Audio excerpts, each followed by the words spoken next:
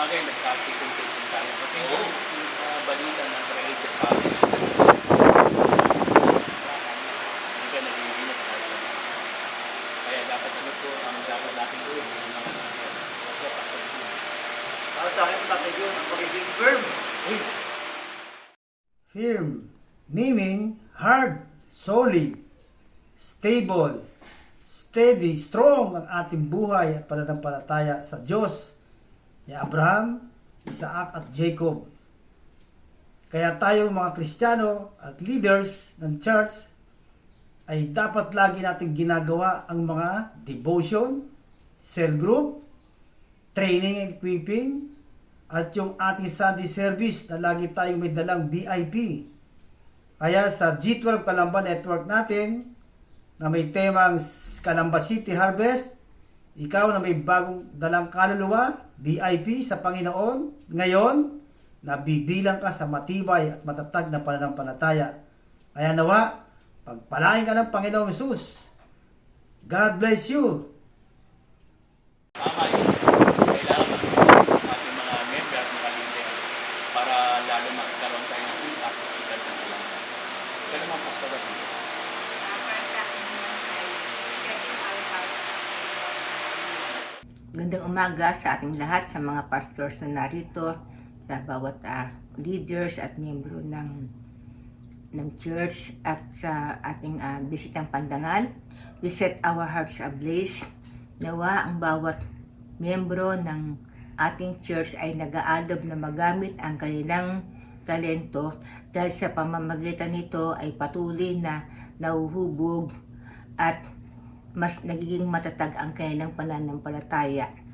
Nawa ang bawat talento ay nalilinang o nadidiskubre upang makapaglingkod sa Diyos. Sa ganon sila ay hindi aalis at tatatag habang sila ay nasa loob ng iglesia.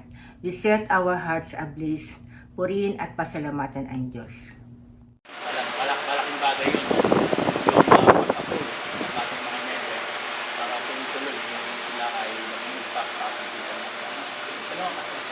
Sa akin naman po, mentor, ay yung pagiging intimate. Nawa, ang lahat ng mga manampalataya ay sumasama sa gawain ng Panginoong Hesukristo at sila din ay dapat nagbabahagi ng salita ng Diyos sa bayan ng Calamba at upang magkaroon din ng maraming harvest of soul.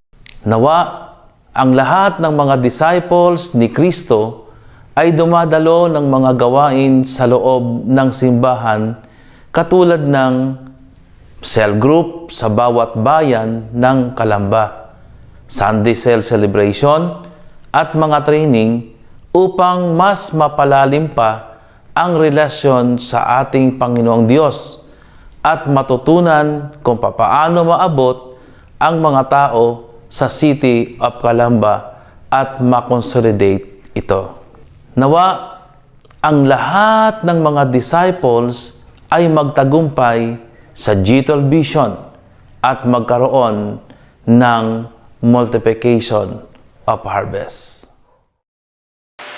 Intimate. Malaki na sinabi ng Pastor Sam. Kailangan lalo pa ang ating mga member ay makapaglingkod sa Panginoon. Ano mga Pastor Rafi? Ang lahat po ay dapat mag-try hanggang sa kanilang palataya.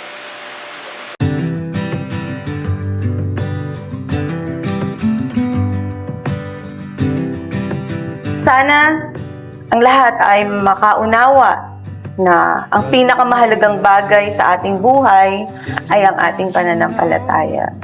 Sana ang lahat ay magsikap na paunlarin ang kanyang pananampalataya sapagkat ito ang ating matibay na sandata upang magtagumpay sa buhay. Sana ang lahat matutong mangarap. Sabi nga ni ating Pastor Cesar Castellanos, dream big dreams, for dreams are the language of the Spirit.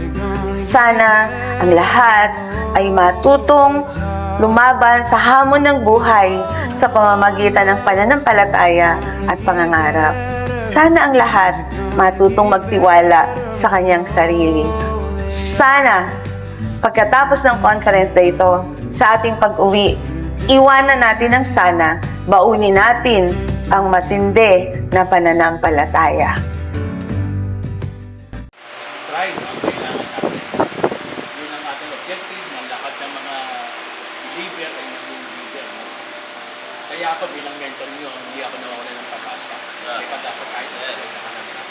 Kaya ang ating conference ngayon ay may temang City Harvest. Huwag tayo magsawang manalangin sa ating Panginoon. Yung mga pagpapala at huwag natin kalimutan yung mga pagpapalang ibinigay sa atin ng Panginoon, sa ating Panginoon.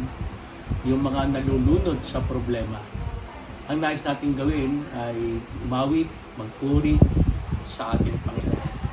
At tayo bilang mga mananampalataya, huwag tayong magsawa na lumapit sa Diyos sapagkat ang ating Diyos ang siyang nagbibigay ng kaligtasan at pagpapala sa atin. Tayong lahat na nandito po ngayon, tayo gagamitin sa ating siyudad ng Calamba para ma-harvest po natin ang siyudad ng Calamba para sa Panginoon. City Harvest. City Calamba Network Conference 20